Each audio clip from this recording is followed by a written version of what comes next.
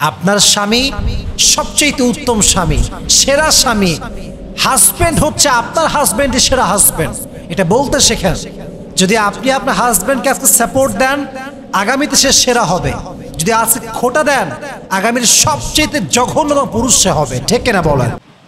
আজকে আমি যে বিষয়টা কথা বলতে চাই, যদি কোনো মেয়ে ভালো স্ত্রী হতে চায়, তাদেরকে এই বক্তব্য অবশ্যই শুনতে হবে। আমার এই বক্তব্য যেটা আমি এখন দিচ্ছি, প্রত্যেকটা স্বামীকে আমি রিকোয়েস্ট করব, যদি এই বক্তব্য আপনার কাছে ইউটিউবে, ফেসবুক কোথাও যায়, আপনি মাস্ট আপনার ওয়াইফকে শেয়ার করবেন। স্ত্রীর কিছু কিছু চরিত্রের কারণে, কিছু কিছু কাজের কারণে স্বামীর যে হৃদয়টা আছে এটা ভেঙে চুরে চূর্ণ বিচূর্ণ হয়ে যায়। বিয়ের পরে সবচাইতে জঘন্যতম কাজ এবং জঘন্যতম হারাম কাজ হচ্ছে, হারাম না হালাল, তবে জঘন্যতম হালাল হচ্ছে ডিভোর্স। এটার নাম কি যুবক ভাইরা? ডিভোর্স। এখন বলেন তো, আমাদের বাংলাদেশে ডিভোর্সের সংখ্যা কম না বেশি? এই ডিভোর্স কেন হয়? বেশিরভাগ ডিভোর্সের পেছনে নারীর জেদটা সবচেয়ে বড় দায়ী হয়ে থাকে। ঠিক না? নারীদের জেদ, অযথা জেদ করে। আমি এর আগে একটা বক্তব্য বলেছিলাম, যারা বিবাহিত জীবনে সুখী হতে চান, জেদ করলে কখনো সুখী হওয়া যাবে না। ঠিক কিনা বলেন? জেদি হওয়া যাবে না, বিনয়ী থাকতে হবে। আমি আগেই দোয়া করি, আল্লাহ প্রত্যেকটা খারাপ গুণ থেকে স্বামী এবং স্ত্রী উভয়কে হেফাজত করুক। সকলে পড়ে আমিন।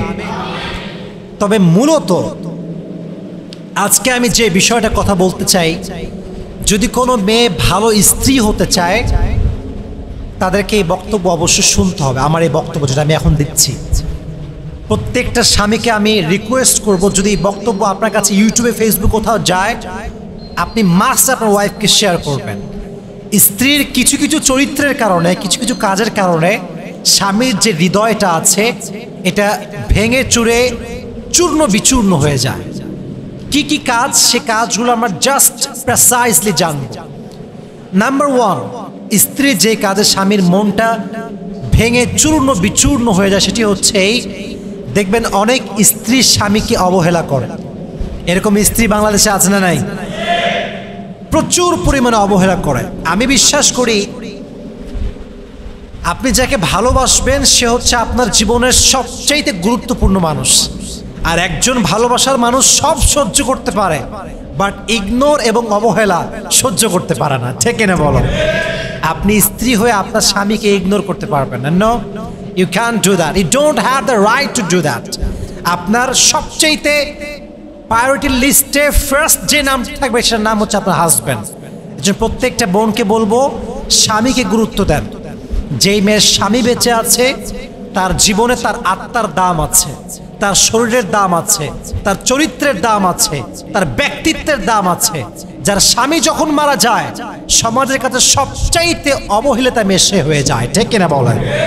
এসব বন্ধুকে বলো, বোনরা আমার, দয়া করে মেহেরবানি করে স্বামীকে অবহেলা করবেন না। আল্লাহ আমাদের বোনদেরকে সেই তৌফিক দান করুক। সকলেই পড়া আমিন। অনেক সময় দেখা যায় যে স্বামী একজন জব হোল্ডার অথবা একজন বিজনেস ম্যাগনেট, সে বাহির থেকে আসছেন, হি ইজ ভেরি টায়ার্ড, তার খাবার লাগবে, কিন্তু বোন দেখা যাচ্ছে, মানে যিনি বউ, আমাদের বোন মাশাআল্লাহ বসে বসে টিভি দেখতেছে, সিরিয়াল দেখতেছে। স্বামী যে আসছে তাকে একটু খেদমত করবে, খাবারটা দিবে, শি হ্যাজন্ট দ্যাট সেন্স। ইচ্ছা মতো সিরিয়াল দেখতেছে, এটা ঠিক না। এটা হচ্ছে part of, what can I say, part of ignoring. আপনি অবহেলা করছেন বিভিন্ন ওয়ে, তার মাঝে একটা ওয়ে, যে আপনি টিভি দেখছেন আর আপনার হাজবেন্ড ক্লান্ত হয়ে বসে আছে, খাবার দাবার কিছু নাই, এটা ঠিক না। ইগনোর করতে পারবেন না। তাহলে 1 নাম্বার যে কাজ স্বামীর মন ভাঙে, এটা হচ্ছে অবহেলা। বলেন তো এটার নাম কি? মাশাআল্লাহ, অবহেলা। 1 নাম্বার, এই কাজ আপনি করতে পারবেন না। 2 নাম্বার, প্রত্যেকটা বোনকে, প্রত্যেকটা ওয়াইফকে আমি, this is my humble request to everyone, কি সেটা বিশেষ করে মেয়েদের জন্য বলছি, যারা বউ, দয়া করে মেহেরবানি করে never ever compare your husband with anyone.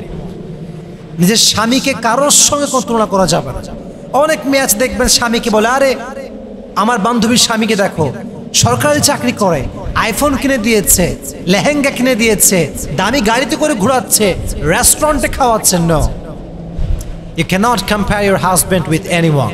আপনার স্বামী সবচেয়ে উত্তম স্বামী, সেরা স্বামী। হাজব্যান্ড হচ্ছে আপনার হাজব্যান্ডের সেরা হাজব্যান্ড, এটা বলতে শেখেন। যদি আপনি আপনার হাজব্যান্ডকে আজকে সাপোর্ট দেন, আগামীতে সে সেরা হবে। যদি আজকে খোটা দেন, আগামীর সবচেয়ে জঘন্যতম পুরুষ সে হবে। ঠিক কিনা বলেন? এজন্য আমার বন্ধুকে বলবো, বোনেরা আমার, প্লিজ দয়া করে মেহেরবানি করে আপনারা স্বামীকে দয়া করে কারোর সাথে কোনো কম্পেয়ার করবেন না। আপনার স্বামী, your husband is just totally out of any kind of comparison. He is just out of comparison. তার কোনো তুলনা হয় না। আপনার সেরা মানুষ হচ্ছে সে। আল্লাহ আমার বোনদেরকে সে তৌফিক দান করুক। সকলে পড়া আমিন। আল্লাহর হাবিব নিষেধ করেছেন যে তোমরা স্বামীকে কারোর সঙ্গে তুলনা করো না, এতে করে তোমার স্বামীর মনটা ভেঙে যায়। 2 নম্বর বিষয়। 3 নম্বর যে বিষয়টা স্ত্রীদের স্বামীদের মন ভেঙে দেয়, সেটি হচ্ছে এই, অনেক সময় অনেক স্ত্রী দেখবেন কি করে জানেন,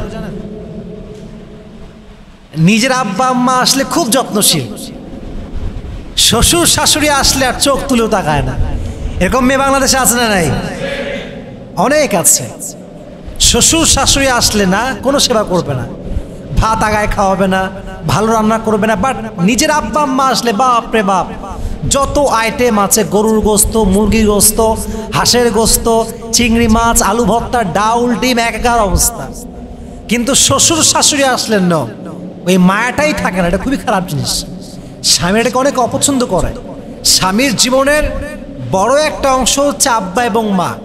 আমার বউ যদি আমার আব্বা আম্মাকে ভালোবাসে, আমি আমার বউকে ভালোবাসবো।